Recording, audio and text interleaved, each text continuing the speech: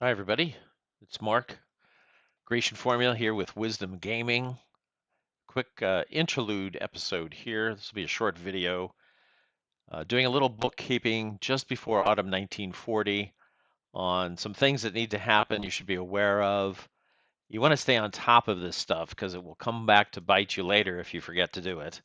Um, the second thing I wanted to do is show an example of naval combat, two surface fleets fighting it in the North Sea. Um, just to get a feel for it. So go ahead and enjoy this video. I hope you will. Thanks for watching. Again, Mark Hanna. See you around.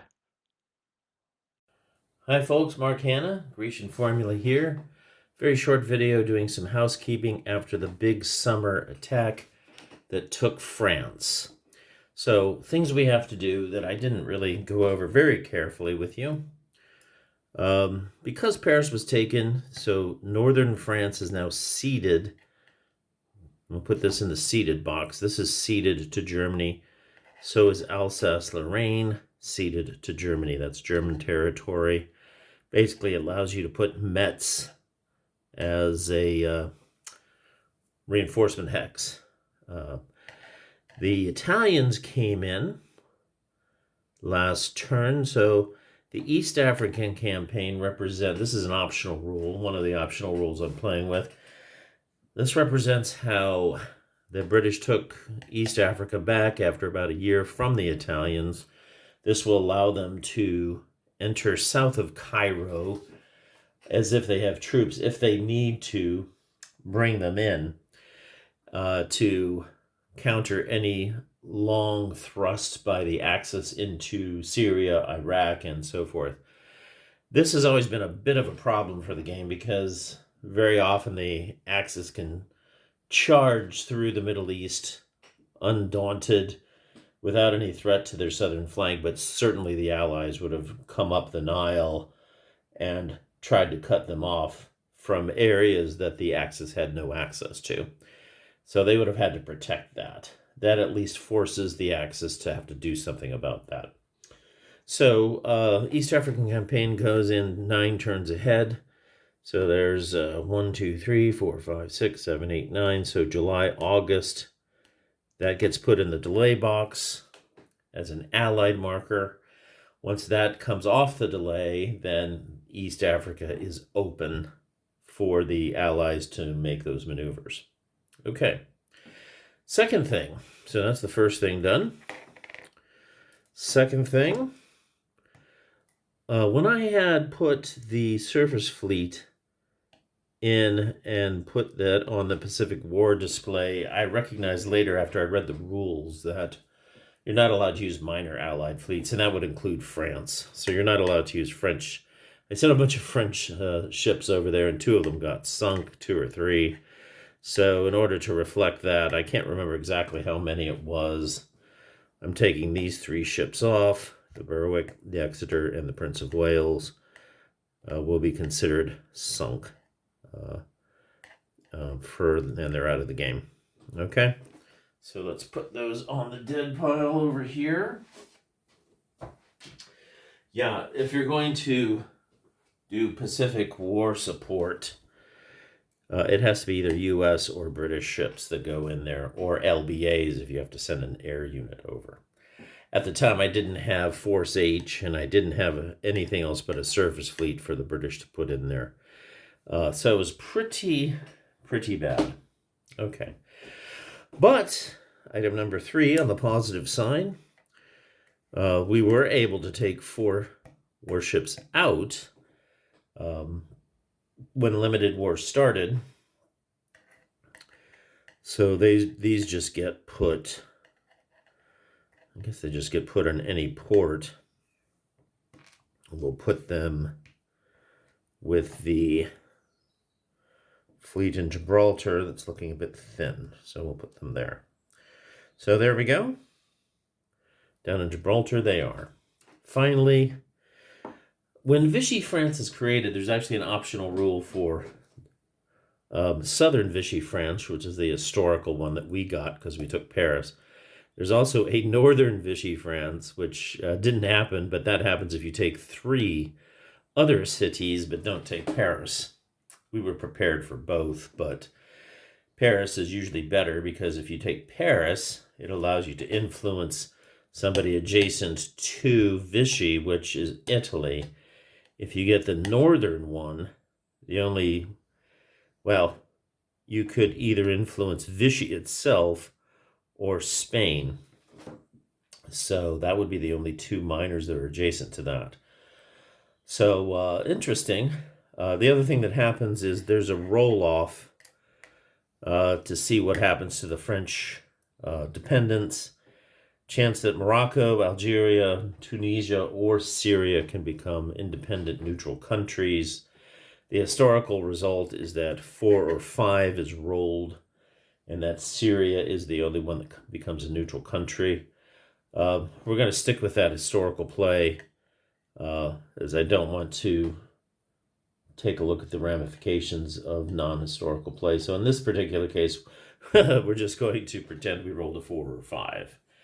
So those are the housekeeping things that we needed to do. We're coming into August and September. And there is one other thing I want to do as part of this video, is to show some possible North Sea naval actions, show how those work, as if something might have happened last turn. I'll explain that in a minute. Okay, so let me move these over to the seated lands box, and I'll set up the forces for discussion in the North Sea area.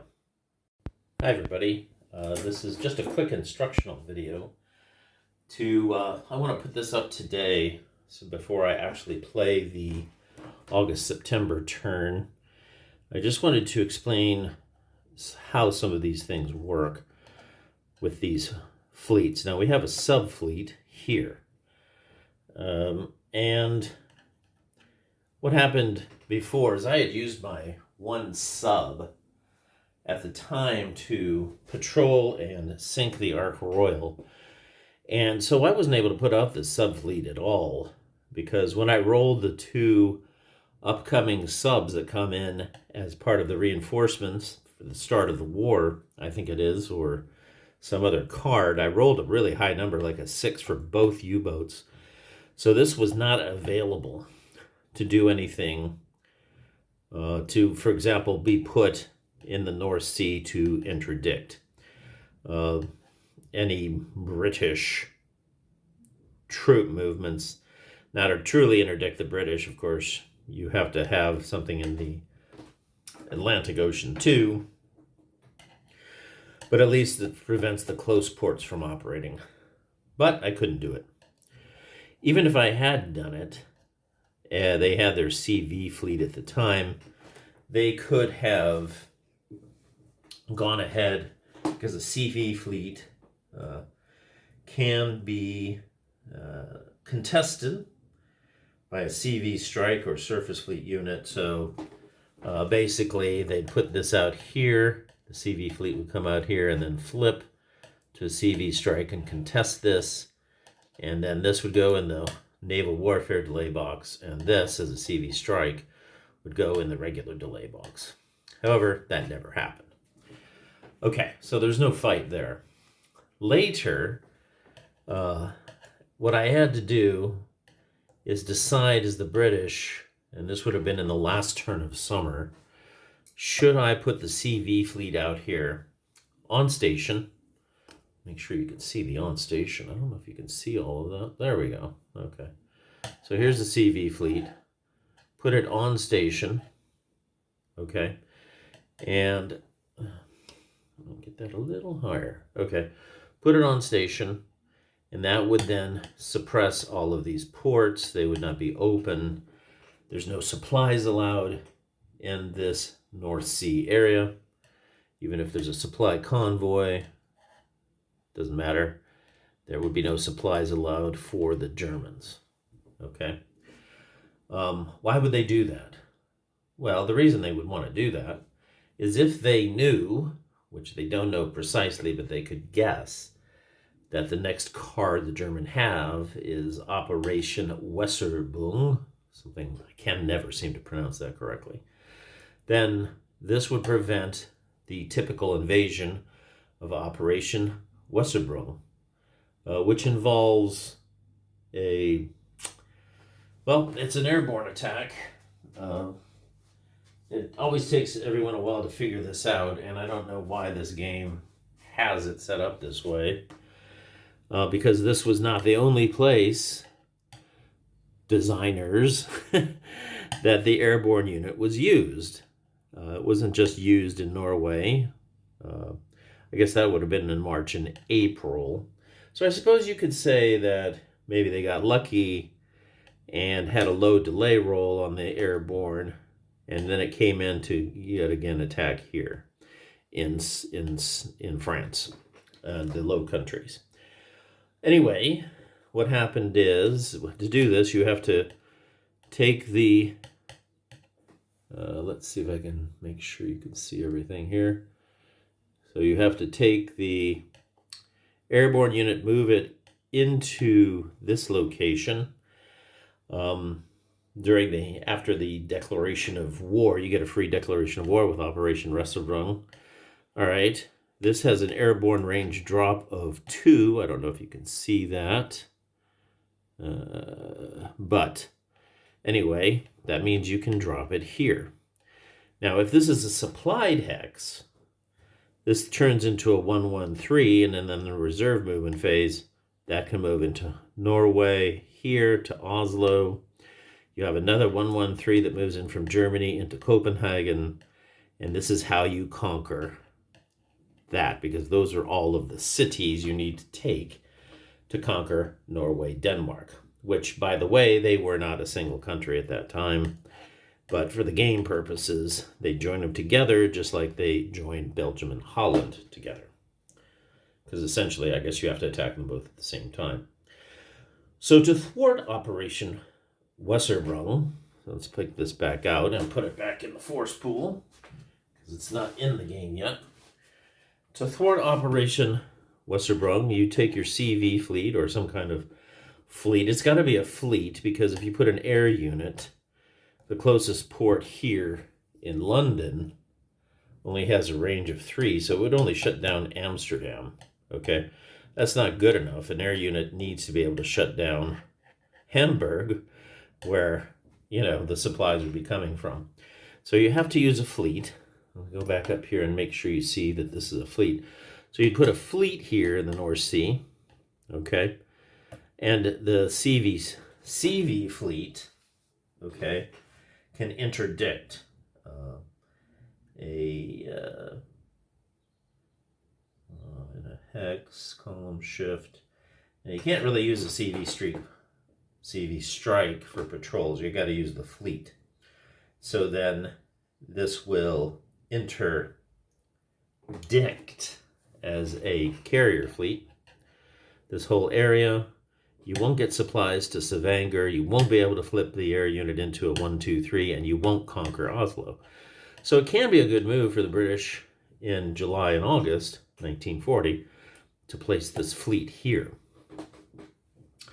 And that's exactly what they didn't do, because one of the things I have to do as the player of both sides is to somewhat randomize the chances of them putting the fleet out there, or deciding, having in Hoyne, they may not do that. What if the Italians act up? I might need the fleet down there, blah, blah, blah.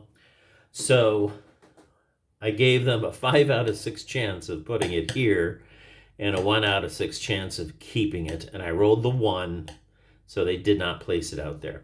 It does turn out that the Germans do have Operation Wasserbrunn, but remember, when you're playing this game, two people on each side, one person on each side, 2-player game, you won't know what the enemy's card pick is. You're only going to know that they have one picked. Okay? So that's why the Germans are going to be able to execute Operation Wasserbrunn normally. Now, the other interesting thing here is I've put this German surface fleet out here. This German surface fleet, you're saying, well, why doesn't the surface fleet contest the CV fleet? That's because a surface fleet can't contest a CV fleet. A CV fleet is superior to a surface fleet, and a surface fleet cannot contest it. It says on this chart, you want to really take a close look at this support unit and convoy marker aid card. You need this. The CV fleet can only be contested by an air force, an interceptor, which is also an air force, or a CV fleet unit that could be put in the same location. It doesn't allow you to take a surface fleet to mess with a CV fleet. So if you want to control the seas well, that's what you would do. Now, however, if the CV fleet had been otherwise not available, the British do have a surface fleet, or they normally do. But as you can see, the surface fleet is in the Pacific War box because there's a Pacific War. So I had to put a fleet in there to contest that. So as a result of that, there is no CV fleet. But let's just say I did have the CV fleet. Then I could contest it with the German surface fleet with the British surface fleet. And then we would have some kind of a naval contest. And that could be interesting because, if we've got this set up right, yeah, they've got Edinburgh, that's a port. So we could each send in some ships. Let's get the subfleet out of here because it's no longer relevant in this case. Okay, this would be a battle between the German surface fleet contesting their surface fleet because they want to perform Operation Wasserbrunn. So, two surface fleets would be put together and we'd fight a naval battle. This would have been a hypothetical naval battle. There was sort of a naval battle like this during the invasion of Norway. The Germans did lose some ships. The British were out there. They had Scharnhorst and Geese. I think there was some fighting up in here. There was definitely some fighting up in Narvik. So this kind of a contest did occur. So I think historically this may have actually occurred. Okay, so we're going to play that it did. Let me just remember to put this British surface fleet back in the asset box for the Western Allies because I don't want to mess up the actual game that we've got going. Okay, so I just have to remember that this surface fleet is actually in the Pacific War display. So what I'm going to do is I'm going to move everything over here to look at this stuff. And we'll put the British surface fleet back here. Okay, but we'll have a make-believe battle here. It will be in the North Atlantic, but I'm going to fight it here. Okay? So zoom it out so we can see this. Make sure I get it all centered. Let me organize the interception by the Germans. Okay, so I just want to point out that the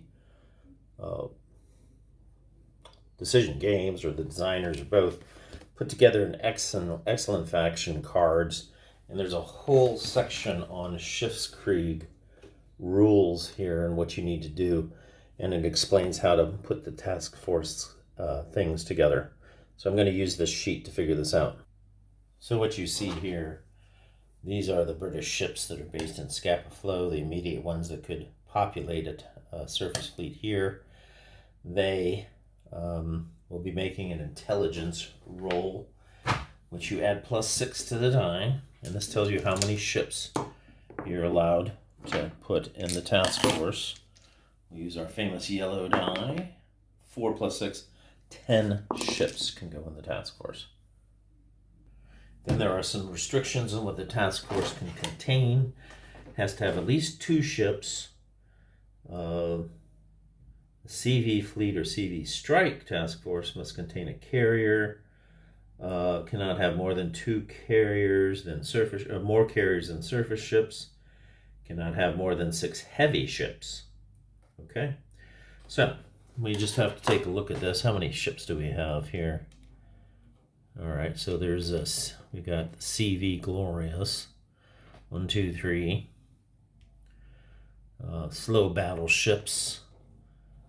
Okay, so that gives us as many as I've got in the area. What I probably want to do is bring some up from Gibraltar, but they might have to make some speed checks. So I just don't have enough ships. I can still bring in some more here. I've got 3 more ships I can bring in, so let's have a look. So what's been done here is these ships. What did I do with my ships that I want to bring in? They're right here. These all will have to take speed checks later if there's a battle. So I'll put a die by them. So these are all from Gibraltar. Gibraltar can go into the Atlantic Ocean, and then that means they are adjacent to the North Sea. So there's a 50-50 chance. Well, there's a chance they can make the battle. Then if they make the battle, I'll have 1, 2, 3, 4, 5, 6 capital ships, 3 light ships, including an extra light carrier from the Eagle. If it makes it, I'll have less carriers than other surface ships. So this will be a legal task force. Okay, so that's what's going to be done. So that's the task force that comprises the British fleet. The Germans now say, no way, we're contesting this. We do not want to see you guys in here.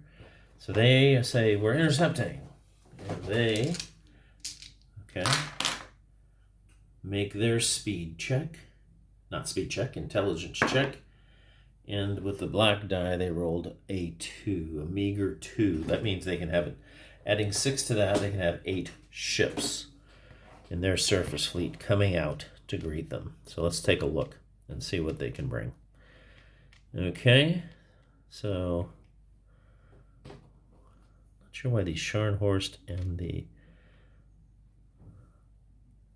I have to look that up. Scharnhorst and, well, these are CD ships. They can't, these CD ships are coastal defenses. They can't come. Okay. Before I actually can prize this, I can also send in 1 sub, if I have one, and 1 air unit in a port adjacent. The British don't have their subunit yet.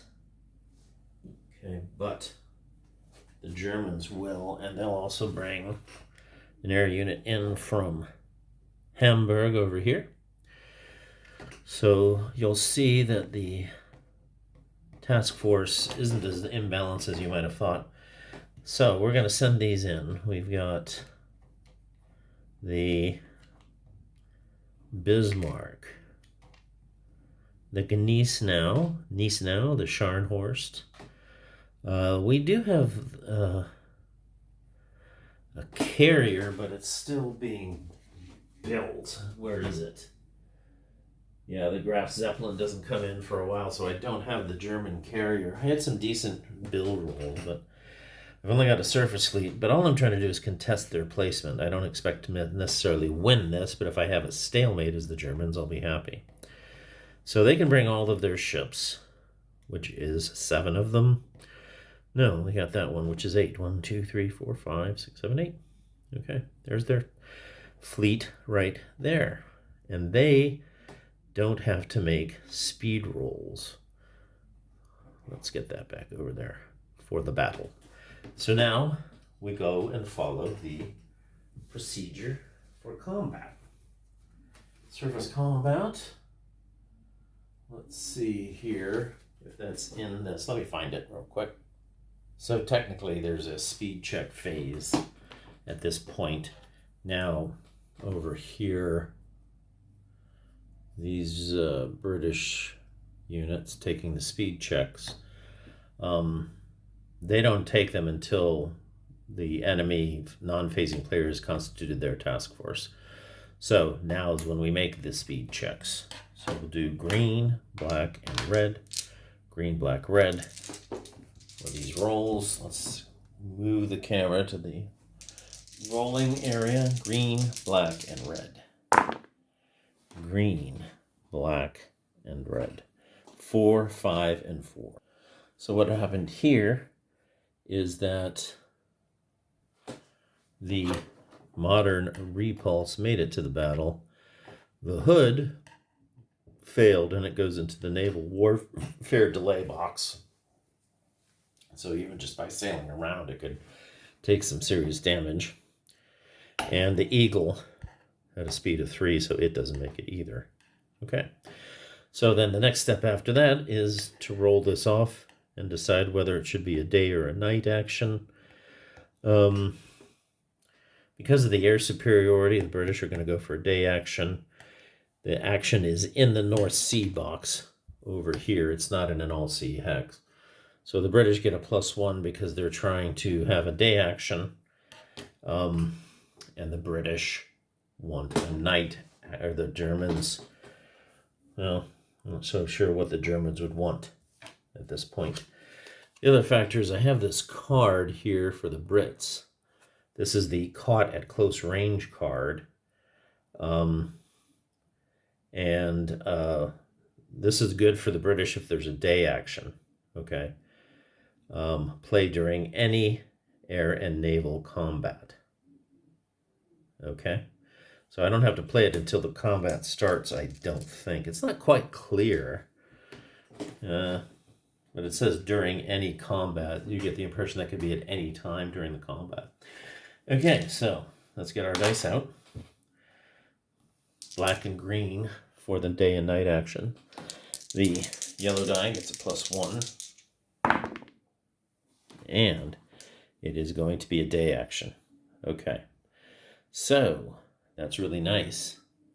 So since it is a day action, I can use this effect, and I might be able to get a surprise gunnery attack. Let's see what I roll. 1, 2, 3, 4, 5, 6. 1 to 2, 3 to 5, or a 6, actually, are the outcomes. These are gone now. I'm just going to put them back in Gibraltar. All right. Here's the card die roll. A 5. So it says the major effect, you can select one friendly surface ship. Okay. So I get to take one of my mighty battleships. Which one shall it be? Let's roll it randomly to see which one is the lucky dog. 6. It's going to be the Malaya that will do this. Okay. So it's going to be an air and naval combat round, so we do that first. Okay, so just now we then line up the attacks. This will come into play later. So this will get to attack. So I'll put him on the Bismarck. These guys won't get to attack. This air, I'm going to try to use it to shoot down his air completely. Okay. This